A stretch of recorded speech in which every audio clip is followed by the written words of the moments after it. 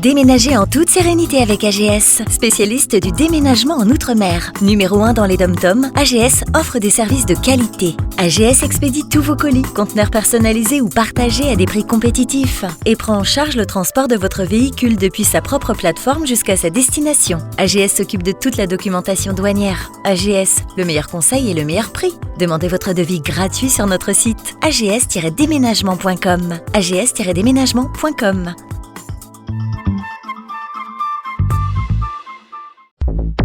Guadeloupe, actualité. Tony Delcham est décédé, il avait 78 ans, c'est sans doute l'un des plus grands romanciers que la Martinique ait jamais connu. Tant par la quantité que par la qualité de ses œuvres, Le Salopard, Papa, est-ce que je peux venir mourir à la maison, ou encore La Baba ou L'Impuissant, il fut également un précurseur puisqu'en même temps qu'un journal classique, Martinique Hebdo, il lança des journaux humoristiques, Koucha, Colique Black Bocaille. Ensuite, il s'investit pleinement dans l'hebdomadaire Le Naïf, dont il fut pendant de longues années le rédacteur en chef avant de faire partie, en 1982, des membres fondateurs du journal Antilla.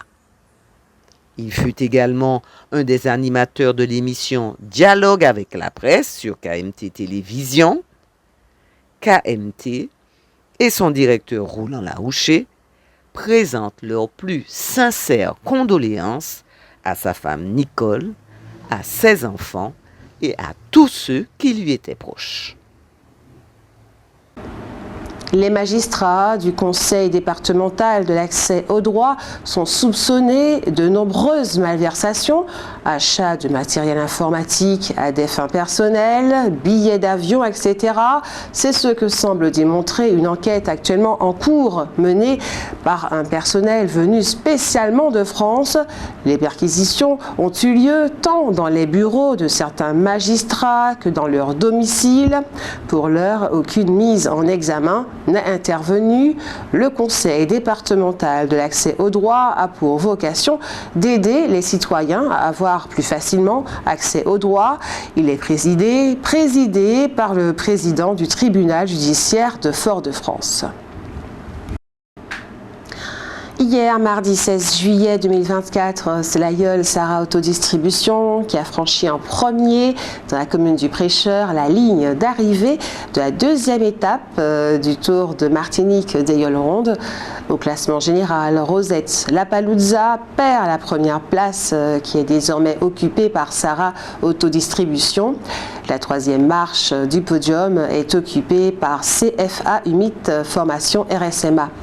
Aujourd'hui, mercredi 17 juillet, l'aïeul était attendu à Fort-de-France, terme de la troisième étape. Le départ était prévu à 10h sur la plage du Prêcheur pour une arrivée à la plage de la Française. Et je vous le disais en titre, les états généraux de la transformation de l'administration qui se sont tenus de novembre 2023 à mai 2024 ont mobilisé 35 agents animateurs internes volontaires, une équipe projet dédiée, 400 heures d'échange et 164 ateliers qui ont permis de faire émerger plus de 1000 propositions. À l'issue de ces états généraux, la collectivité territoriale de Martinique se dote d'un projet d'administration pour la période allant de 2024 à 2030. Véritable feuille de route de l'administration, ce projet a été défini après une large concertation entre les agents. Il a pour objectif de moderniser et d'améliorer le fonctionnement de la collectivité, à la fois pour un meilleur service aux Martiniquais et pour un mieux-être des agents.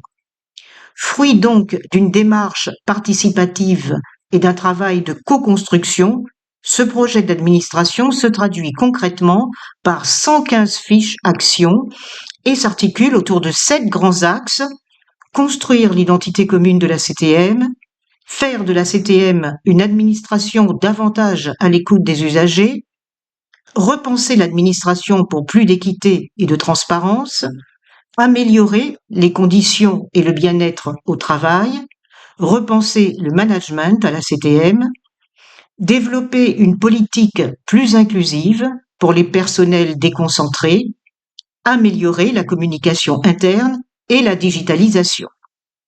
La mise en œuvre de ce projet d'administration sera déclinée au sein de l'ensemble des directions et fera l'objet d'un suivi régulier avec des indicateurs précis, un suivi hebdomadaire avec les directrices et directeurs généraux ainsi que les directrices et directeurs généraux adjoints, une revue trimestrielle avec les directeurs et les chefs de projet et un point d'étape annuel avec le président du conseil exécutif et la conseillère exécutive en charge des relations avec le personnel et le président du comité social territorial. Une rencontre a eu lieu hier, mardi 16 juillet, entre la direction de Blue Lines, le personnel anciennement employé par les vedettes tropicales, et Martinique Transport. Les discussions ont repris aujourd'hui. Il y a 19 jours que les vedettes sont à quai. Le nouveau délégataire n'a pas encore réalisé une seule rotation.